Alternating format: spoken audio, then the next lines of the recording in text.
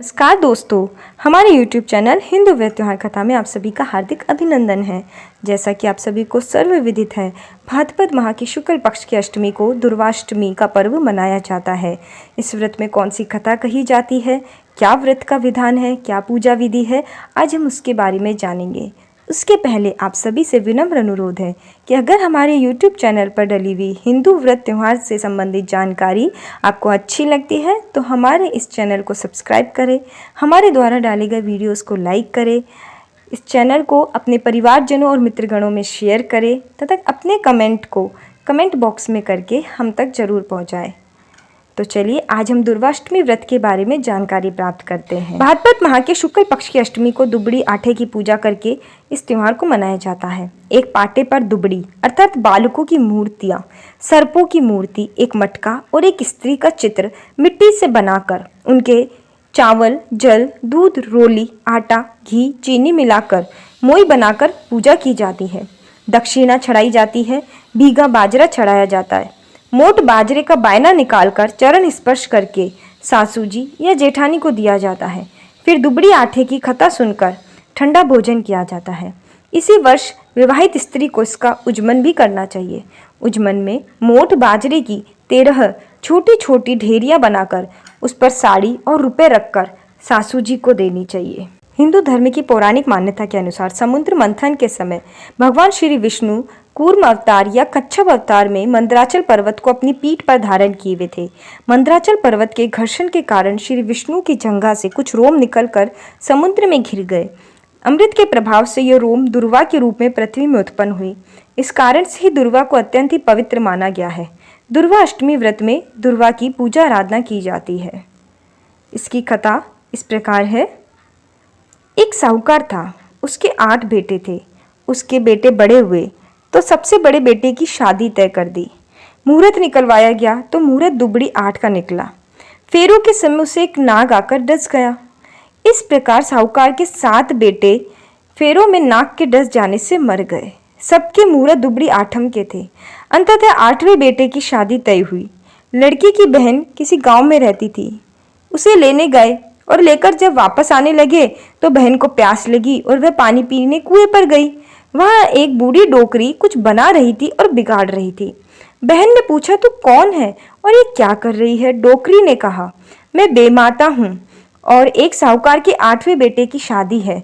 7 तो मर चुके हैं, 8वां अब मरने वाला है, सो उसके लिए ढकनी दे रही हूँ। बहन ने पूछा, वो किस तरह से भी बच सकता है? बेमाता ने कहा, हाँ, अगर उसके दूर पास की बहन बुआ जो दुबड़ी आटे की पूजा करती हो वह उल्टे उल्टे नेक करे, गाली निकाले, करड़ कोसे अर्थात हर तरह के अपशकुन करे, बारात में साथ जावे और तेली से तात लावे, कुम्हार से आंडी ढक्कन लावे, काचा करवा लावे और फेरों में नाग डसने आवे, उसे काचे करवे में कच्चा दूध पिलावे तो वो पीने लगे। जब हांडी बंद कर ढक्कन लगाकर तात से बांध दे तो काल की यह घड़ी टल सकती है। बस फिर क्या था, बहन उसी समय से चालू हो गई। गालियां बकती बकती भाई के पास पहुंची। भाई ने कहा, बहन तू गई तब तो अच्छी थी, आई तो गालियां बक रही है, कोई भूत प्रेत तो नहीं लग गया? राम राम करते घर पहुंचे। भाई का बाण बैठने लगा तो बहन ने कहा, इस कर्म फूटे का बाण चौकी पर न बैठाकर सिल्ला पर बैठाऊंगी। जिद करने लगी तो बाण सीला पर बैठाया। भाई की निकासी होने लगी तो बहन कहने लगी, इसकी निकासी हवेली के पीछे की दीवार से करवाओ, सामने से नहीं कराने दूंगी। सबने खूब समझाया पर बहन गालियां बकने लगी, जिद करने लगी, तो फिर पीछे हवेली के उधर से ही निकासी करवाई। तभी सामने का दरवाजा गिर गया। सबने कहा, भाई को बहन ने बचा लिया, नहीं तो आज ये मर गया होता। अब बहन ने कहा, मैं भी बारात में साथ चलूंगी। सभी ने समझाया कि औरतें बारात में नहीं जाती, हम तो इस तरह गालियां बकेगी तो अच्छा भी नहीं लगेगा। पर बहन नहीं मानी, साथ गई। रास्ते में विश्राम के लिए बारात बड़ के पेड़ के नीचे रुकने लगी तो बहन कहने लगी, इस कर्म फूटे की बारात पेड़ के नीचे नहीं ठहरने दूंगी, धूप में विश्राम करो। सबने समझाया पर वह नहीं मानी। तंग आकर धूप में ही बारात ठहराई। तभी पेड़ टूटकर आ गिरा। सब बाराती कहने लगी, कुछ जानती तो है, अभी पेड़ के नीचे न जाने कितने आदमी मर जाते। समधी के द्वार पर बहन ने जिद की कि पीछे के द्वार पर तोरण करो। उसका तोरण सामने के द्वार पर नहीं करने दूंगी और आरती चौमुखे दीपक से नहीं करने दूंगी। जगमगाते खीरे की थाली भरकर लाओ, उसी से आरती करेंगे। बारातियों से समधी ने कहा, ये कहे वही करो। तोरण मारते वक्त सामने का दरवाजा गिर गया।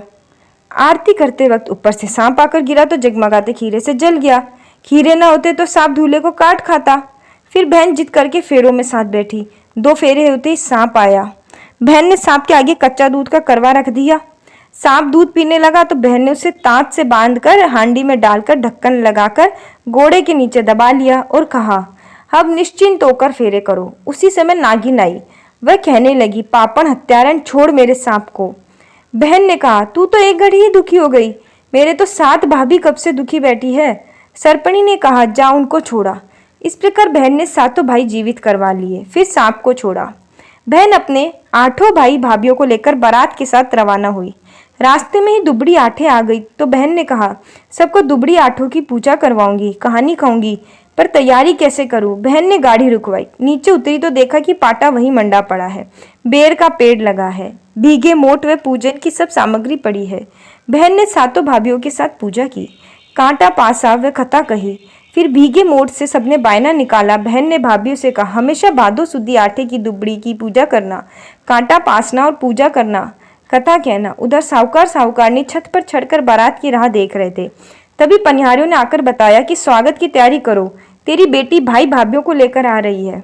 साहूकार साहूकारनी बोले, ताने मारती हो या मजाक करती हो। पनिहारियों ने कहा, हम सच कह रहे हैं। स्वागत होते ही बहन ने कहा, माँ मैं चली अपने गांव। माँ ने कहा, बेटी कुछ दिन अपने भाभीियों के साथ रहो। बहन ने कहा, माँ पूत पालने में, साई सेज में, गाय गुआड़े में, भैंस बाड़े में, छाछ बिलोवने और दूध चूल्हे पर छोड़कर दौड़ी चली आई थी। मेरे काम बहुत है, मैं रुक नहीं सकती। भाइयों ने बहन को बहुत कुछ देकर ससुराल पहुंचा दिया। हे दुबड़ी माता, उनका भला करा वैसा सबका भला करना। कहानी कहने वाले व सुनने वाले सभी का भला करना। खोटी की खरी, अधूरी की पूरी। बोलो दुबड़ी आठे माता की जय। जैसा कि आपको पता है, प्रत्येक कहानी के बाद में विनायक जी की कहानी भी सुनी जाती है। विनायक जी की कहानी हमारे इस YouTube चैनल पर पहले से ही डली हुई है।